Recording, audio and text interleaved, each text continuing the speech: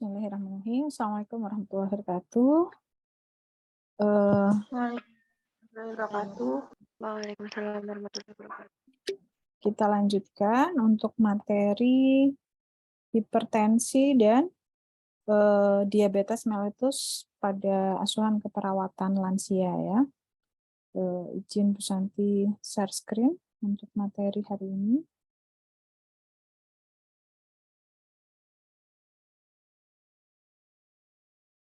Biar tidak ngantuk, boleh sambil ngopi sama ngemil-ngemil, tapi jangan lupa Bu Santi juga dikasih, biar nggak makan sendiri.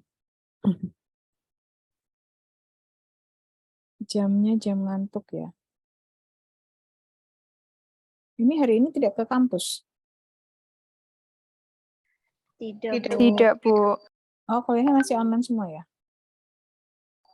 Iya, Bu.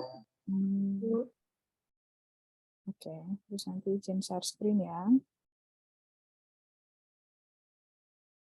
Oke, baik. Untuk asuhan keperawatan pada klien dengan DM di konteks keluarga di rumah ya.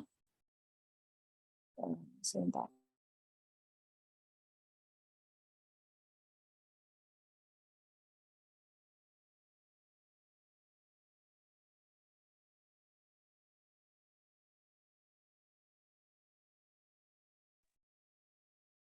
Tujuan pembelajaran secara umum, setelah mengikuti sesi pembelajaran, peserta mampu memberikan asuhan keperawatan pada klien dengan DM dalam konteks keluarga di rumah ya.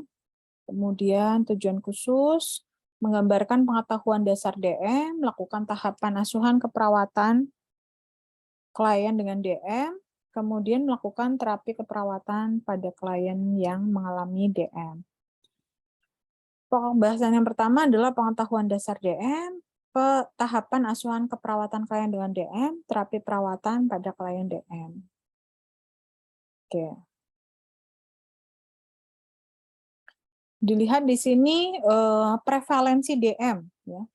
Di perkotaan menurut provinsi di sini dilihatkan beberapa provinsi itu sangat tinggi, diantaranya Kalimantan Barat 11,1% ya. Kemudian yang besar lagi ada Maluku Utara, terus ada Riau ya.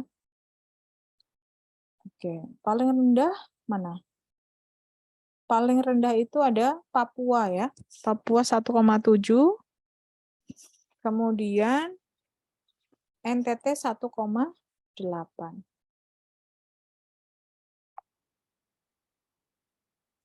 Oke, kemudian prevalensi DM di perkotaan menurut karakteristik responden.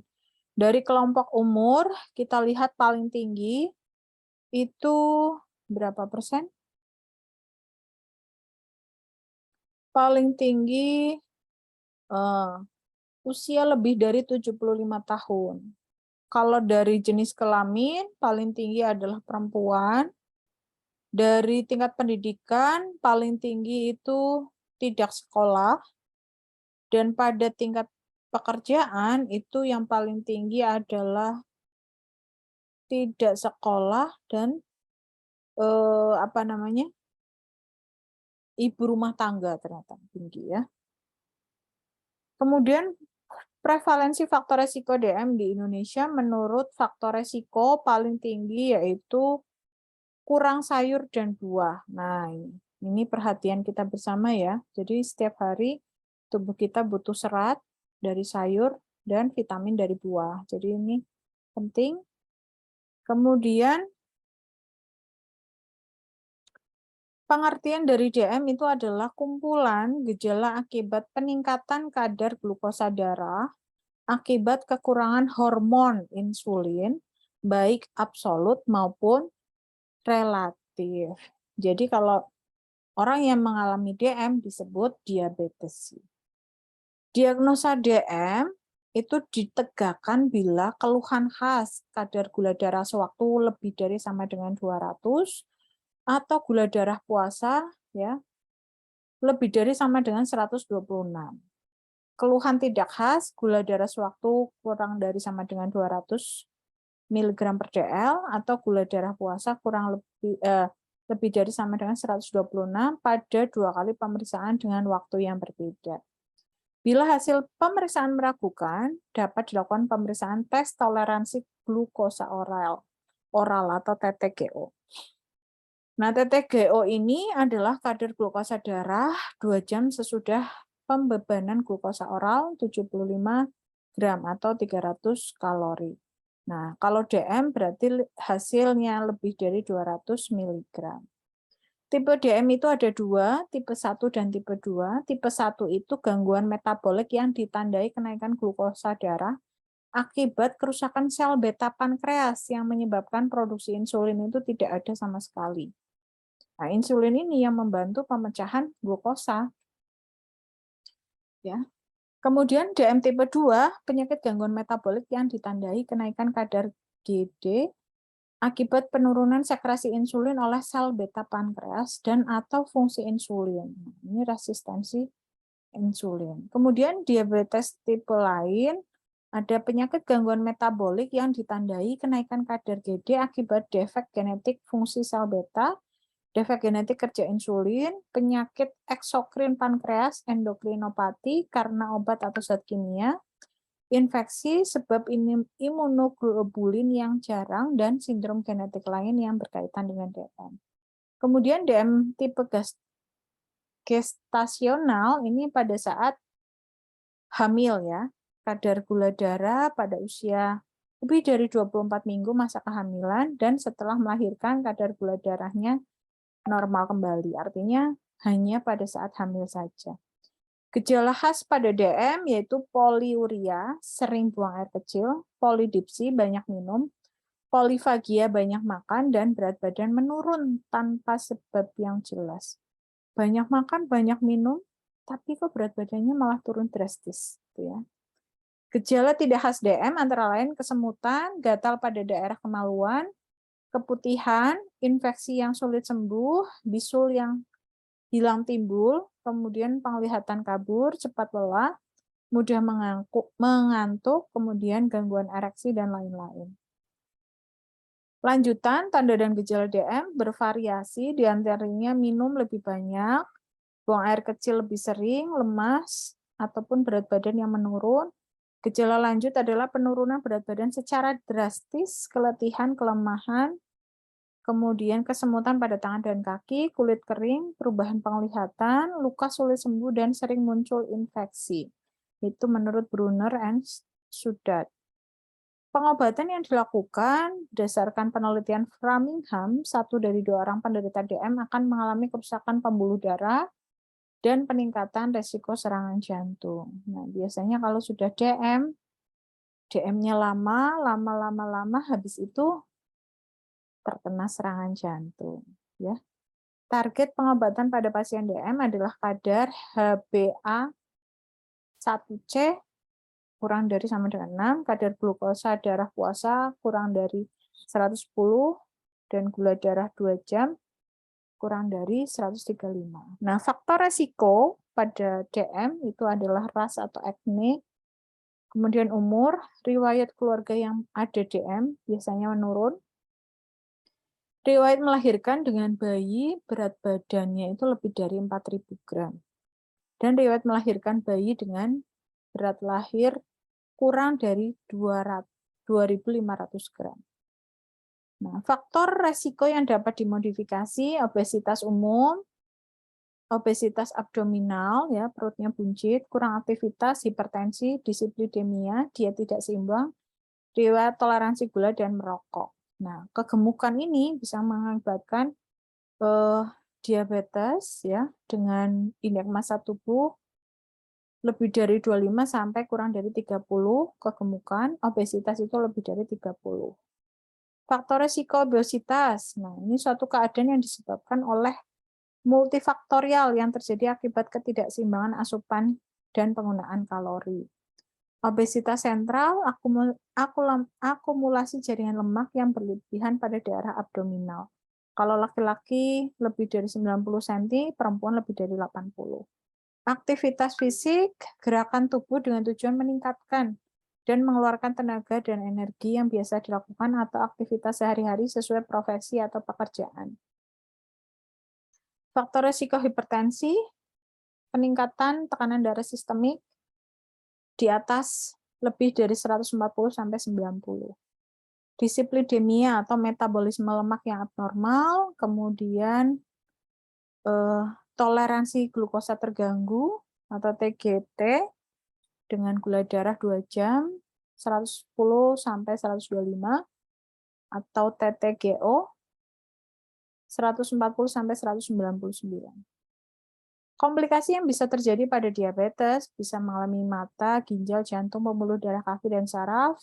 Glukosa adalah bahan energi utama untuk otak. Kekurangan glukosa sebagaimana kekurangan oksigen akan menimbulkan gangguan fungsi otak, kerusakan jaringan, atau mungkin kematian jika kekurangan tersebut berlangsung dalam waktu lama. Nah, ini contoh gambaran dari komplikasi diabetes, ya. Tips atasi faktor resiko, kendalikan berat badan ideal sesuai dengan indeks massa tubuh. Merokok dan perokok pasif itu sama-sama berbahaya, jadi harus dihindari.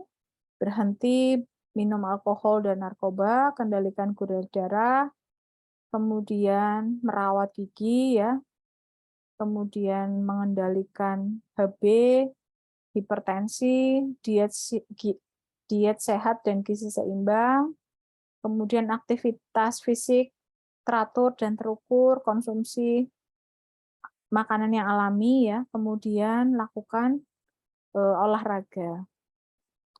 Tahapan asuhan keperawatan pada klien DM, lakukan pengkajian dan diagnosa keperawatan melalui pengkajian fisik, ya, subjektif dan objektif, ya. Kemudian pengkajian faktor fisik yang mempengaruhi kemampuan untuk mempelajari atau menampilkan keterampilan perawatan diri, keterbatasan penglihatan, keterbatasan dalam kondisi motorik, keterbatasan neurologi dan persarafan. Pengkajian faktor sosial yang mempengaruhi diabetes, ya, kemampuan baca tulis, kemampuan sumber keuangan, kepemilikan dukungan keluarga, kemudian pengkajian status emosional, observasi penampilan secara umum, kemampuan coping, ya, kemudian diagnosis yang umum terjadi pada klien DM, resiko terjadinya kekurangan volume cairan, perubahan nutrisi kurang atau lebih, perubahan perfusi jaringan, kecemasan, dan keterbatasan melakukan perawatan diri.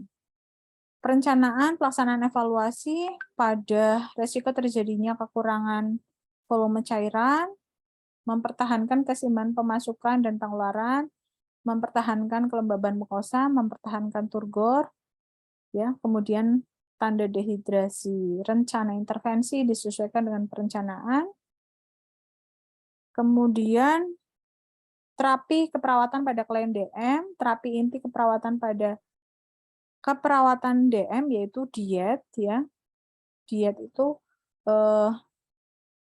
melihat, merencanakan intake dan output pada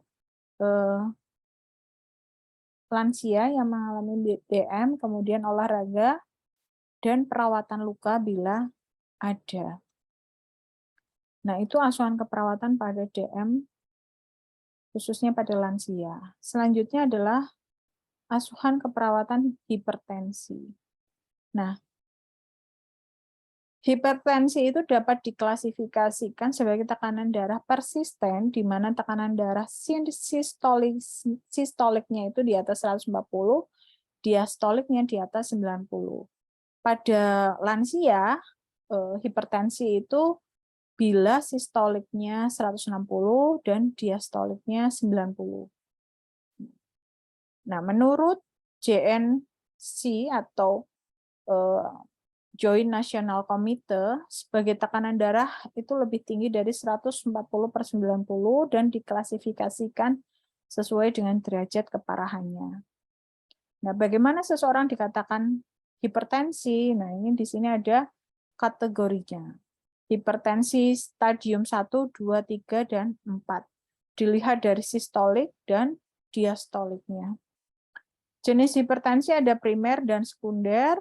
ya. Penyebab dari hipertensi, keturunan, usia, jenis kelamin, kemudian obesitas, merokok, alkohol, terlalu banyak konsumsi garam, terlalu banyak konsumsi makanan, kolesterol, stres, dan kurang olahraga. Tanda gejalanya sakit kepala saat terjaga, kadang-kadang disertai mual muntah, penglihatan kabur, berjalan tidak menatap, nokturia, kemudian edema akibat peningkatan tekanan kapiler. Patofisiologinya, penurunan ekskresi natrium pada keadaan tekanan arteri normal mungkin merupakan peristiwa awal terjadinya hipertensi esensial. Ya. Pada keadaan tekanan darah yang lebih tinggi, ginjal dapat mengekskresikan lebih banyak natrium untuk mengimbangi asuhan dan mencegah teresensi cairan. Oleh karena itu, ekskresi natrium akan berubah, namun hal ini menyebabkan peningkatan kestabilan pada tekanan darah. Nah, faktor lingkungan mungkin memodifikasi ekspresi gejala pada peningkatan tekanan, stres, kegemukan, merokok, aktivitas fisik, ya, kemudian banyaknya konsumsi garam, kemudian itu sebagai faktor eksogen dari hipertensi. Nah, ini pathway untuk kejadian hipertensi, ya. Elastisitas menurun, arteriosklerosis menurun, kemudian mengakibatkan hipertensi, kerusakan faktor pembuluh darah, perubahan struktur, penyumbatan pembuluh darah, vasokonstriksi, dan gangguan sirkulasi. Ini bisa mengakibatkan kerusakan pada otak, ginjal, pembuluh darah, dan retina, sehingga bisa menyebabkan nyeri kepala, gangguan pola tidur, gangguan perfusi jaringan, penurunan curah jantung, edema, intoleransi aktivitas, nyeri dada, dan resti injury. Pemeriksaan penunjang yang dilakukan ada EKG, radiografi, sampel darah, kemudian IVP, pemeriksaan asam urat, pemeriksaan kalsium. Kemudian komplikasi pada hipertensi bisa mengakibatkan sistem ginjal yang mengalami kerusakan, sistem saraf, organ jantung, dan mata. Pada komplikasi hipertensi mata, pandangan kabur, perubahan pada retina seperti perdarahan, penyempitan pembuluh darah, udim pupil, kemudian retinopati hipertensi. Pada jantung bisa mengakibatkan penyakit arteri koronaria dan angina pectoris, kemudian bisa menyebabkan left ventricular hypertrophy dan gagal jantung kiri. Komplikasi pada ginjal bisa nefrosklerosis, nokturia, azotemia, kemudian insufisiensi ginjal. Pada otak bisa menyebabkan stroke, hipersensitivitas enselopati, paralisis, dan gangguan ketajaman penglihatan. Pada vesikuler bisa terjadi aterosklerosis, aneurisma aorta, peripheral vascular disease, kemudian aortic dissection. Nah, komplikasi pada kegawat daruratan hipertensi terjadi bila peningkatan tekanan darah harus diturunkan dalam 1 kali 24 jam. Terjadi pada hipertensi tidak terkontrol dan penghentian pengobatan tiba-tiba. Pada hipertensi maligna, kelainan meliputi enselopati, perdarahan intrakranial, udim paru, dan kebutaan. Penata laksanaan medis dengan diet garam, rendah garam, olahraga rutin, ciptakan keadaan rileks, berhenti merokok, konsumsi alkohol, ya, pemberian diuretik, dan vasodilatasor.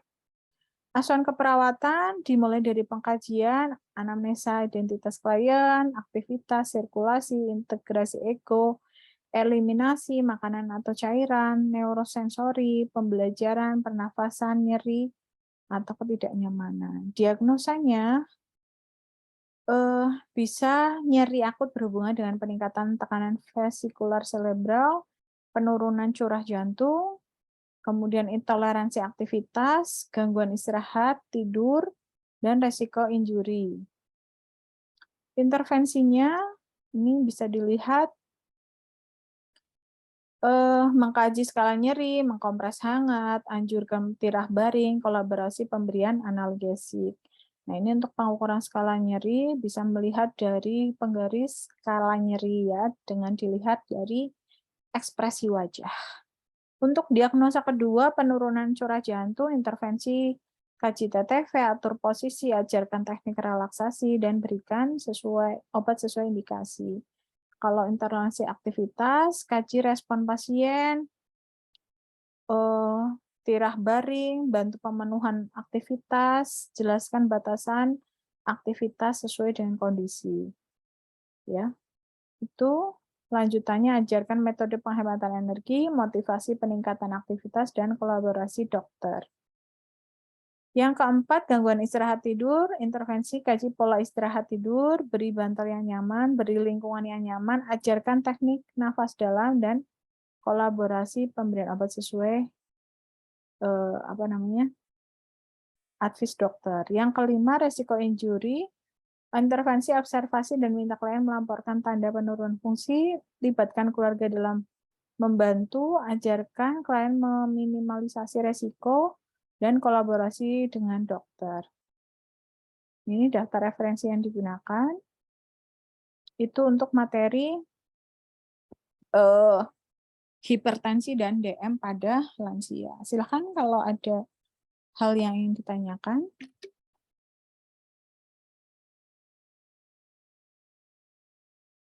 Sudah ngantuk? Apa sudah tidur ini? Boten, Bu. Belum, Bu. Masih ngopi. Belum, Bu, masih aktif. Masih ngopi. Nggih, nggih.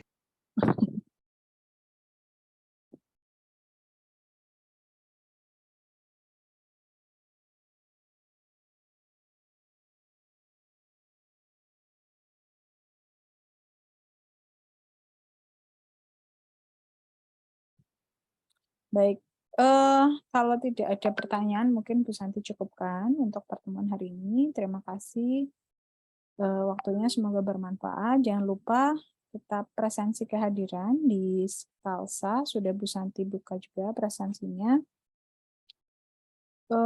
Wabillahi taufiq wal hidayah. Wassalamualaikum warahmatullahi wabarakatuh. Waalaikumsalam. Waalaikumsalam warahmatullahi wabarakatuh. Waalaikumsalam warahmatullahi wabarakatuh.